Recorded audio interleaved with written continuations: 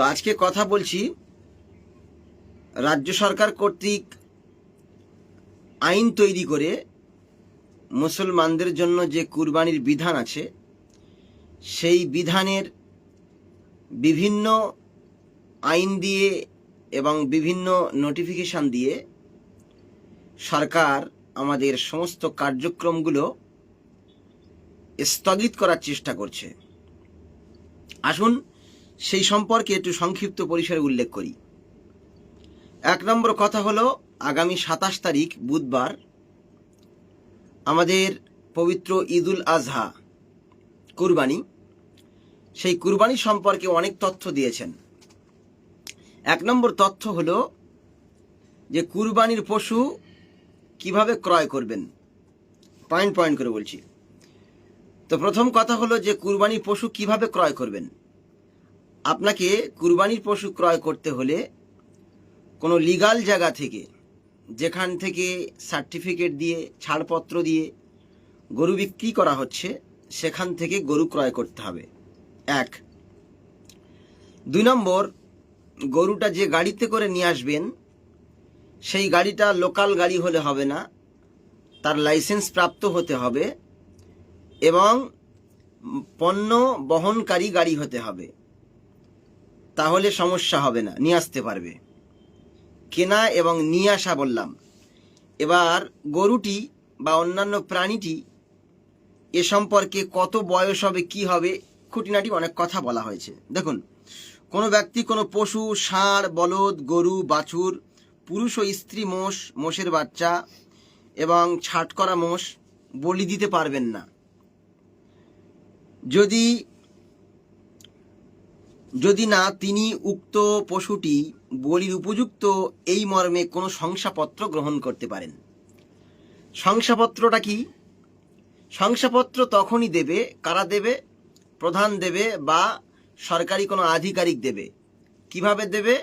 চিকিৎসককে ডেকে এনে চিকিৎসক বলবে এই প্রাণীটির বয়স 14 বছরের উপরে হয়েছে, এটা কুরবানির যোগ্য, একটা শংসাপত্র লিখে দেবে, তাহলে আপনি ওটাকে কুরবানি করতে পারবেন।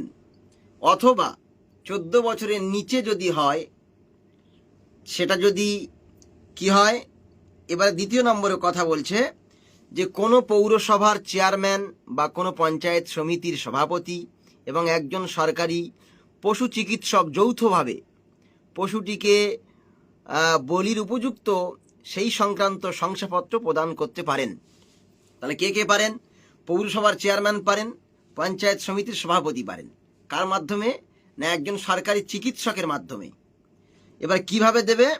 যদি তারা উভয়েই এই বিষয়ে লিখিতভাবে একমত হন যে কাজ ও প্রজননের ক্ষেত্রে পশুটির বয়স 14 বছরের বেশি এবং পশুটি বার্ধক্য, আঘাত প্রাপ্ত, বিকৃত বা অন্য কোনো দুরারোগ্য ব্যাধিতে আক্রান্ত, এরকম পশু হলে তাহলে সরকারিভাবে শংসাপত্র পেয়ে যাবেন কুরবানি করার জন্য।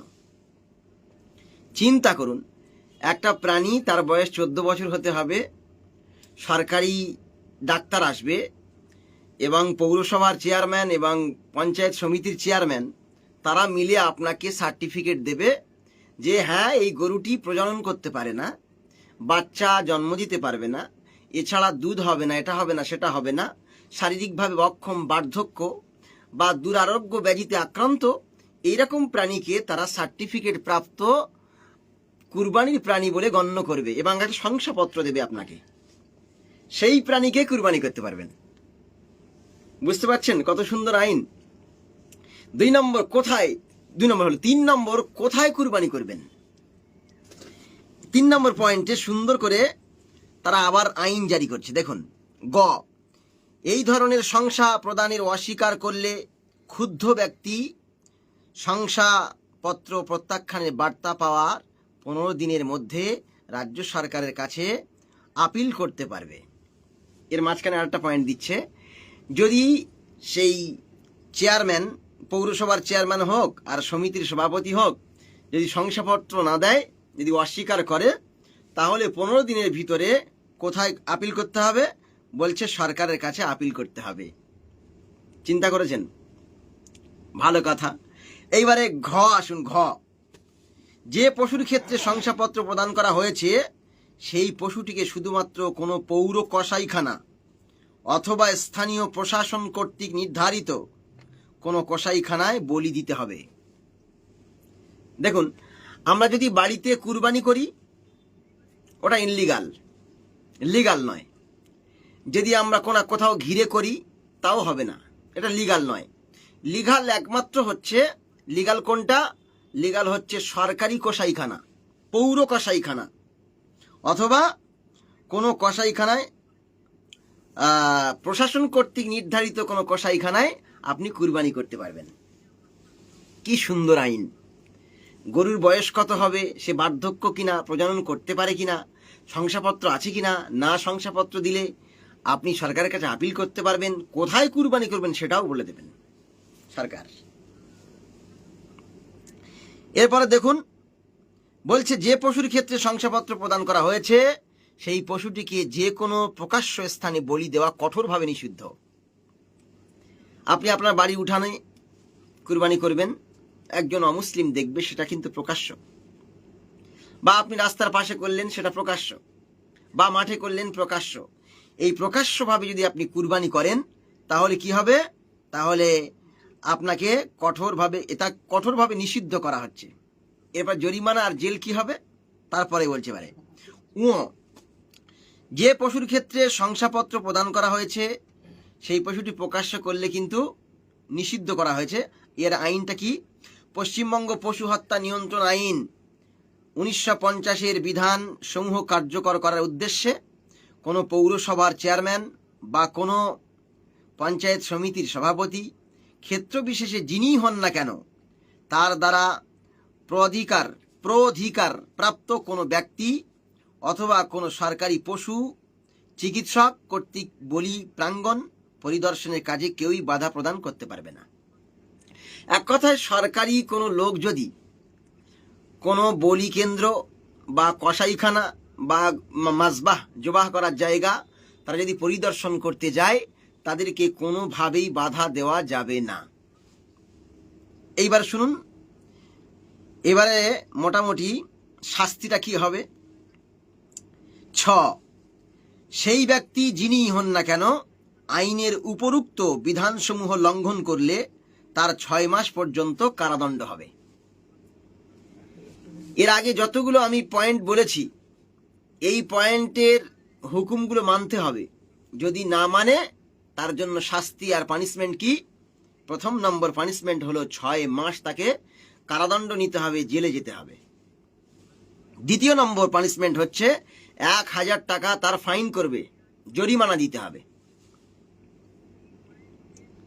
আচ্ছা, এরপরে 3 নম্বর পয়েন্টে উভয় হতে পারে, মানে কেউ 6 মাস জেলেও যেতে পারে, তার সাথে সাথে 1000 টাকা ফাইন দিতে হতে পারে। 1950 সালের আইনের অধীনে সংঘটিত সমস্ত অপরাধী আদালতযোগ্য অপরাধ হিসাবে গণ্য হবে। চিন্তা করেছেন? 1950 সালে আইনের অধীনে সংঘটিত সমস্ত অপরাধী আদালতযোগ্য, মানে সেটা অপরাধ হবে। তাহলে একটা কুরবানি করতে আপনার কটা বিধান লাগে? সবকটা বিধান তো আমাদের রাজ্য সরকারই দিয়ে দিলেন। এবার শেষ পর্যায়ে কি বলছে? ভারতের মহামান্য সুপ্রিম কোর্ট এবং মহামান্য কলকাতা হাইকোর্টের সংশ্লিষ্ট রায়সমূহ সরকারি ওয়েবসাইট, এই হেল্প ওয়ার্ড গভর্নমেন্ট ইন ইত্যাদিতে আপনারা ক্লিক করলে পেয়ে যাবেন। এটা মানে যে নোটিশ পেয়েছি সেই নোটিশের ভিতরে লেখা ছিল। এবার আমি কিছু কথা বলি। এছাড়া আনুষঙ্গিক অনেক কথা আইসি সাহেব উল্লেখ করেছেন, আমরা সেটা আমাদের মানে কানের ভিতর দিয়ে মগজে পৌঁছে দিয়েছি, ব্রেনে। 1 নম্বর বলেছি যে কুরবানি করতে হবে কিভাবে, সেটা আমি আপনাদেরকে সুন্দরভাবে বোঝালাম। 2 নম্বর কথা বলল যে লাউড স্পিকারে আজান দেওয়া যাবে না, যেহেতু ওটা মানে আমাদের নোটিশ আকারে হাতে দেয় নাই, ওটা মৌখিক উল্লেখ করেছেন যে আজান লাউড স্পিকারে দেওয়া যাবে না। এবং সেই লাউড স্পিকারের দূরত্ব কত হবে, এই লো স্পিকারের দূরত্ব কত হবে? তার দূরত্ব হবে মসজিদের আশেপাশে একটু শোনা যেতে পারে, মানে বক্স, আপনি বক্সে আজান দেবেন, মাইকে আজান দিতে পারবেন না। কি বুঝলেন? মাইকে আজান দেওয়া যাবে না।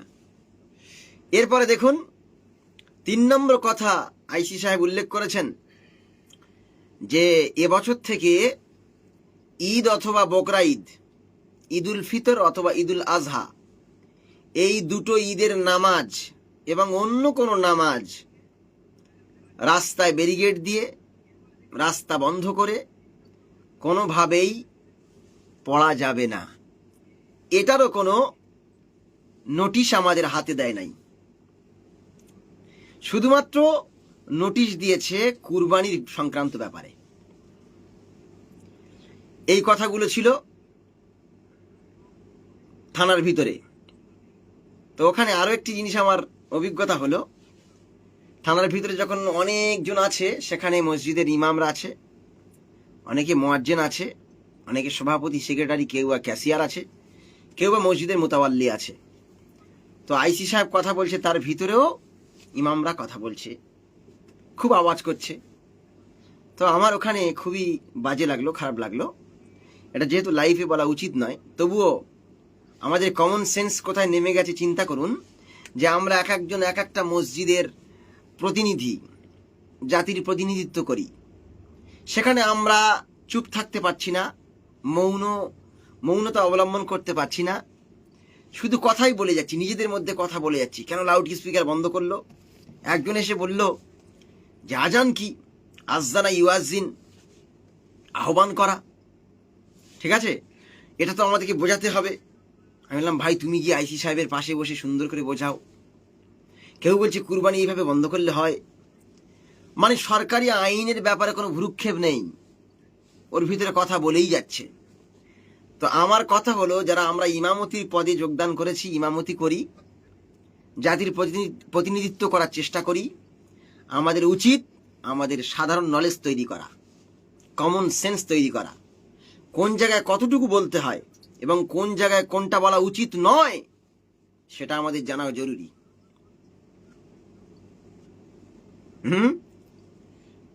চলুন এইবারে আরেকটু কথা বলি। এই কুরবানি সংক্রান্ত ব্যাপারে ওখানে কিন্তু খাসি বা ছাগলের কথা উল্লেখ নেই। আপনি পারলে খাসি বা ছাগল কুরবানি করতে পারেন। তবে আমি আমার একটা ব্যক্তিগত পরামর্শ এইভাবে দিতে পারি যে আমরা প্রতি বছর তো গরু কুরবানি দিয়ে থাকি, এবছর না হয় খাসি দিয়েই কুরবানি দেব, তাতে ওয়াজিব আদায় হয়ে যাবে। আমাদের গরু বয়কট করা দরকার।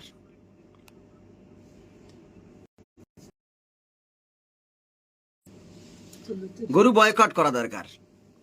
গরু বয়কট করলে দেখবেন যারা গরু পোষে, মুসলিম বাদ দিয়ে অন্য ধর্মাবলম্বী মানুষ, প্রায় 90% মানুষ গরু পোষে। আর এই গরু ক্রয় করে আর খায় 100% মুসলিম। কি করে হবে বলো তো? এত ফোন করলে ডোন্ট ডিস্টার্ব করে দাও তো, ডোন্ট ডিস্টার্ব করো।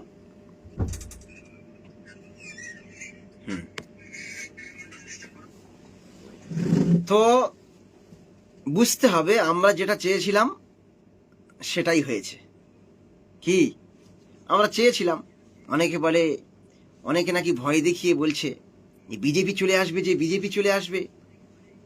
তা বিজেপি এসেছে, তারা তো তাদের আইন, তারা তাদের বিধান, তারা তাদের ইচ্ছা অনুভূতি সবটাই তো আইনের মাধ্যমেই প্রয়োগ করবে, তাই না?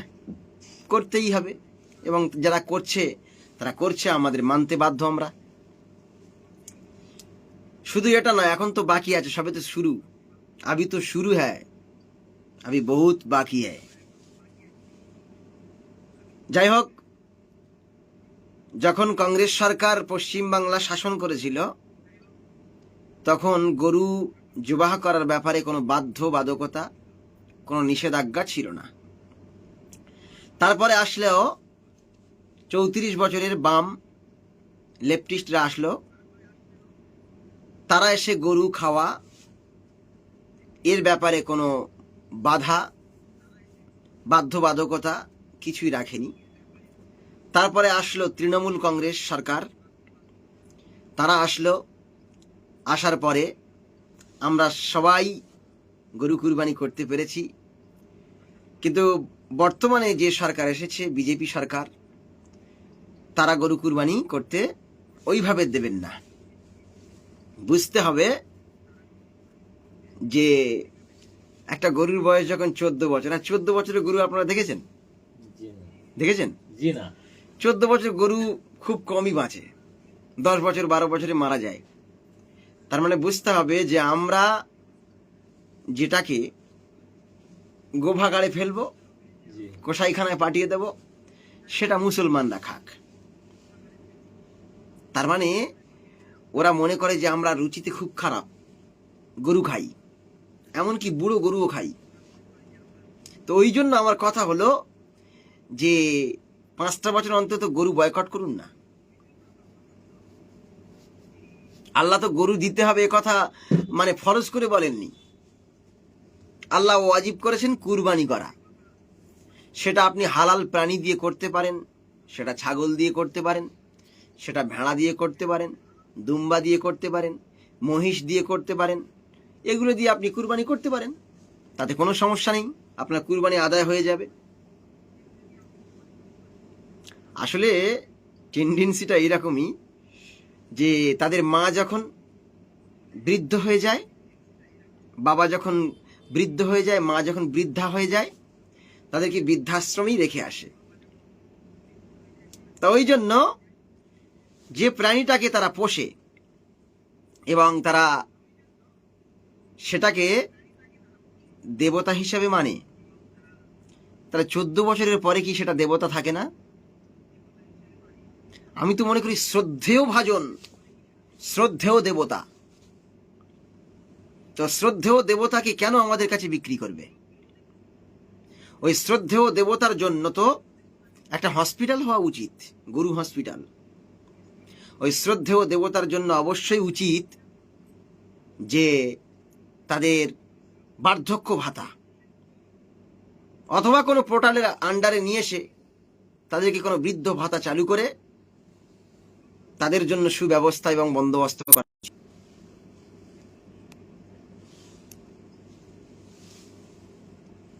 যাই হোক, আমরা যেটা চেয়েছিলাম সেটাই পেয়েছি, এতে দুঃখ পাওয়ারও কোনো দরকার নেই, আর আনন্দ করারও দরকার নেই।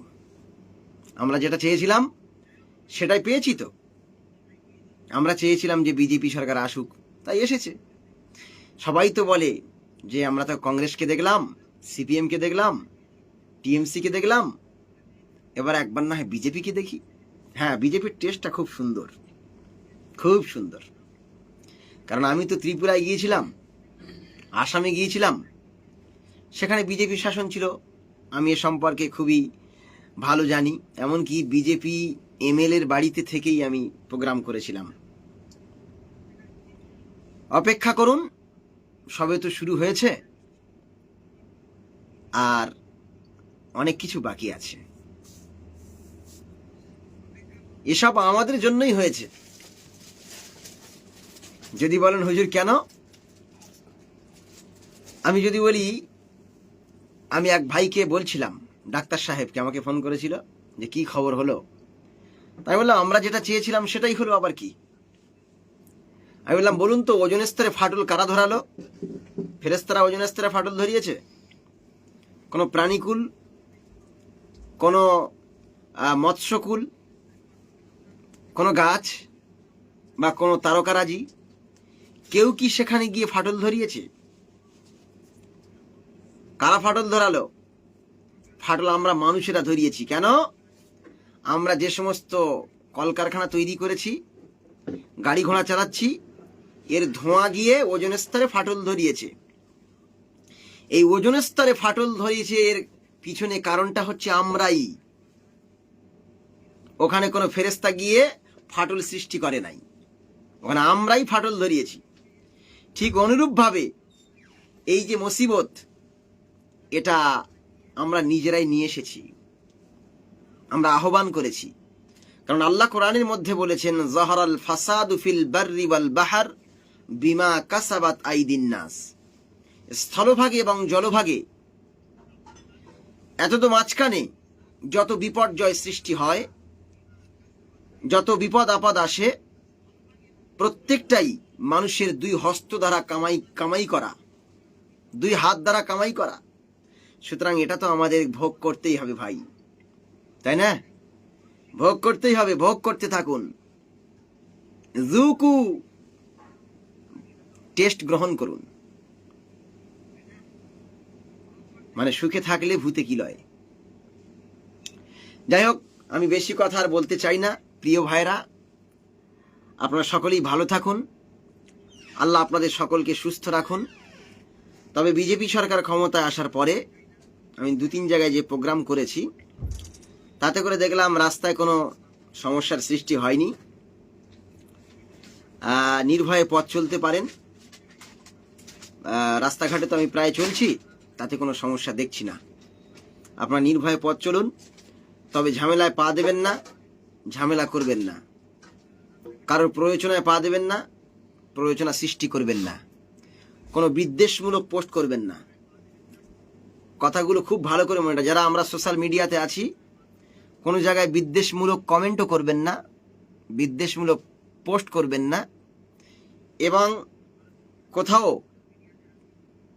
দাঙ্গা সৃষ্টি হলে দাঙ্গা বাঁধাবেন না, দাঙ্গায় পা দেবেন না। শান্তিপূর্ণভাবে জীবনযাপন করার চেষ্টা করুন, কারণ মোমেনদের জন্যই তো পৃথিবীটা কঠিন হবে, তাই না? একটু ভালো মোমেন হওয়ার চেষ্টা করুন। আমরা যেন আমাদের ইমানগুলোকে রিফাইন করি, ইমানগুলোকে যেন আবার সুন্দর করে নবায়ন করি, সুন্দরভাবে যেন জেগে উঠি, আমলগুলোকে যেন আরো সুন্দর এবং আরো গুরুত্বপূর্ণ হিসাবে গ্রহণ করে সেটাকে যেন ভালোভাবে আমলে পরিণত করি। আমরা আমাদের ইমানের যত্নবান হই, যত্নশীল হই, যত্ন নিয়ে থাকি যেন। আফসোস, এই পৃথিবীতে 200 কোটি মুসলমান, অথচ আমরাই মার খাই। 200 কোটি মুসলমান, অথচ আমরাই মার খাই। আর 1 কোটি ইহুদি,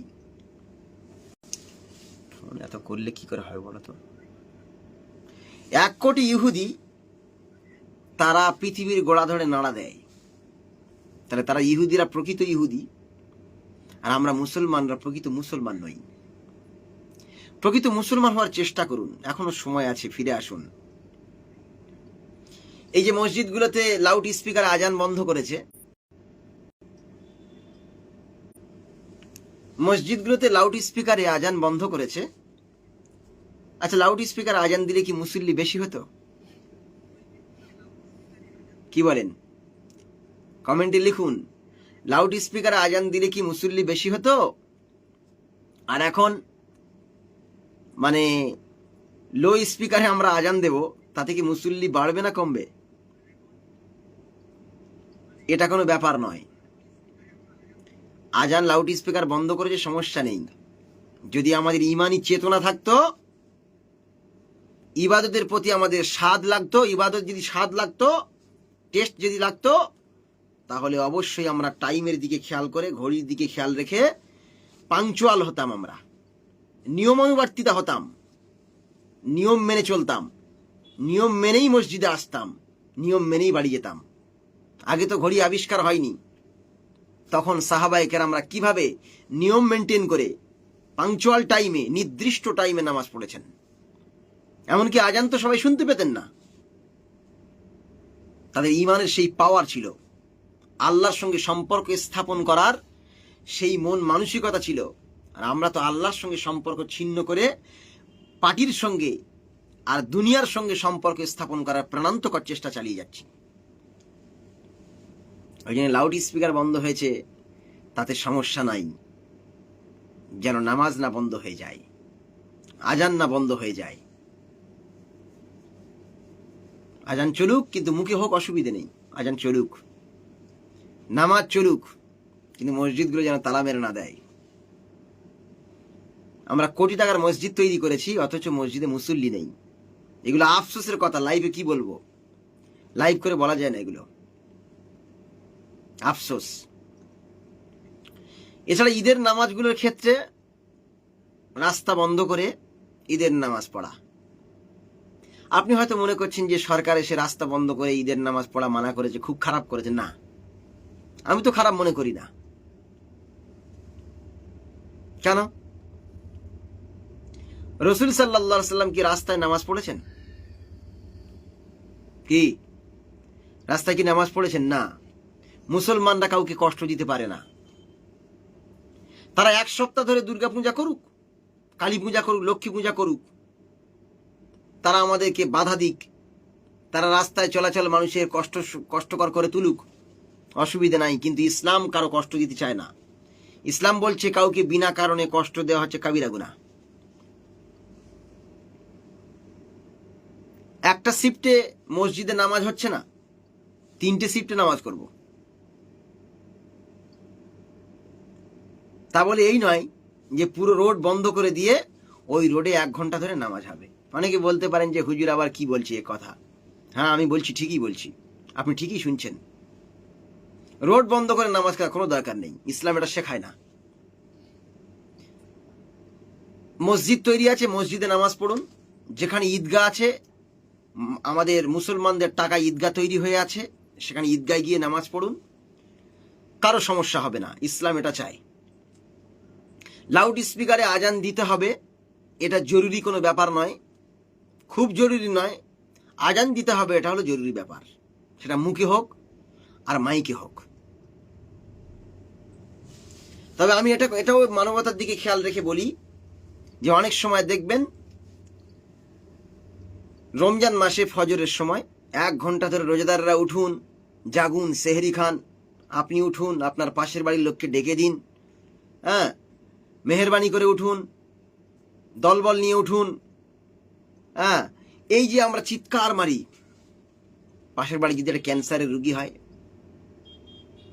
পাশের বাড়ি যদি একটা ডায়াবেটিসের রুগী হয়, পাশের বাড়ি অসহ্য যন্ত্রণায় কাতরাচ্ছে এমন একজন যদি রুগী হয়, সে কি এটাকে ভালোভাবে নেবে? ভালোভাবে নেবে না।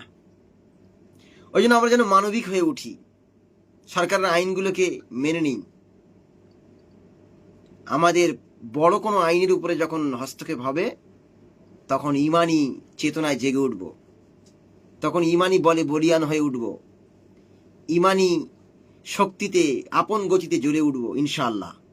যদি বলে যে নামাজ পড়া বন্ধ, তাহলে শুরু হয়ে যাবে আমাদের জিহাদ। যাই হোক, কথাগুলো শুনেছেন অনেকেই, আলহামদুলিল্লাহ। প্রায় 100 ব্যক্তি লাইভে ছিল, আস্তে আস্তে কমেছে। তো সকলকে বলবো, ভেঙে পড়ার দরকার নেই, কারণ এক শীতে শীত কাটে না, এক মাঘে শীত যায় না। ইতিহাস সাক্ষী আছে, পৃথিবীতে কেউ অত্যাচার করে, কোনো জাতির উপরে ডমিনেটিং করে, হুকুম জারি করে কেউ কোনোদিন স্থায়িত্ব অর্জন করতে পারেনি। পৃথিবীর বড় বড় দুর্ধর্ষ বাদশা, সেই চেঙ্গিস খানের মতো, যে কিনা প্রায় পৃথিবী শাসন করত, প্রায় পৃথিবী, সেই চেঙ্গিস খানের মতো মহান বীর, তাকেও কিন্তু সন্ধ্যার শেষে বিদায় নিতে হয়েছে। অ্যাডলফ হিটলার, তারও কিন্তু বিদায় নিতে হয়েছে। মাও সিতুং, মুসোলিনি, লেনিন, এক একজন বিশাল বিশাল নেতা ছিল। সেই নমরুদ, ফেরাউন, তারা মনে করত যে আমাদের বাদশাহিত্ব, আমাদের শাসনভার, আমাদের মানুষের উপরে আইন প্রয়োগ করা, এটা চিরকাল থাকবে। মনে রাখবেন, চিরকাল কাহারও সমান নাহি যায়। আজকে যে রাজাধিরাজ, কাল সে ভিক্ষা চায়। তা আজকে আপনার স্বর্ণযুগ চলছে, কালকে আপনি ভিখারি হতে পারেন।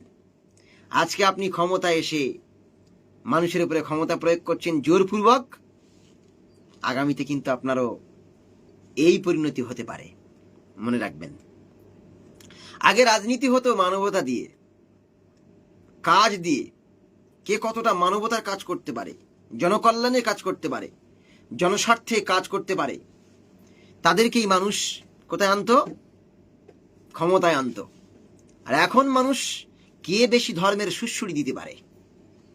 এই ধর্ম দেখে আমরা ভোট দিয়েছি, আর ভোট দিয়ে পার্লামেন্টে যাদেরকে পাঠিয়েছি, লজ্জা লাগে যে আমরা পশ্চিমবাংলার জনগণ আমাদের মোটামুটি বিধানসভায় শপথ গ্রহণ করছে, বাংলা পড়তে পারছে না। চিন্তা করুন, তার মাদার ল্যাঙ্গুয়েজ, মাতৃভাষা বাংলা, বাংলা ভাষা পড়ার মতো যোগ্যতা নেই, সে কিনা অ্যাসেম্বলিতে হাজির, বিধানসভায় হাজির। তাহলে সে আমাদের মানে ভারতের সংবিধানটা পড়বে কি করে? সে ইংরেজিতে হোক আর বাংলায় হোক, ইংরেজি তো দূরের কথা, তো ভিজিয়ে পড়বে। বাংলাটা পড়বে কি করে, বুঝবে কি করে, আর সেই ল অনুযায়ী কথা বলবে কি করে?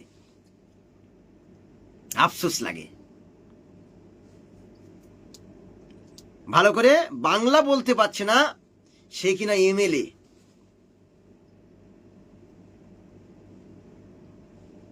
আসলে মনে রাখতে হবে, ওরা এমএলএ হওয়ার যোগ্যতা ছিল না, জোর করেই এসেছে।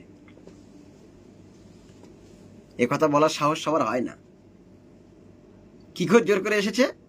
ধর্মের সুশুড়ি, অমুক ধর্মের লোক, ওকে ভোট দাও। আমি বলবো না যে কোন রকম কিছু করেছে, এটা বলবো না, কারণ আমার কাছে কোনো প্রুফ নেই। কারণ ধর্ম দেখে ভোট দেওয়া হয়েছে, এই জন্য ধর্মীয় রাজনীতি চলছে। ধর্ম দেখে ভোট দেওয়া হয়েছে বলে ধর্মের ভিত্তিতে বিধান তৈরি হচ্ছে, এক ধর্মের মানুষ অন্য ধর্মের উপরে আইন চাপিয়ে দিচ্ছে।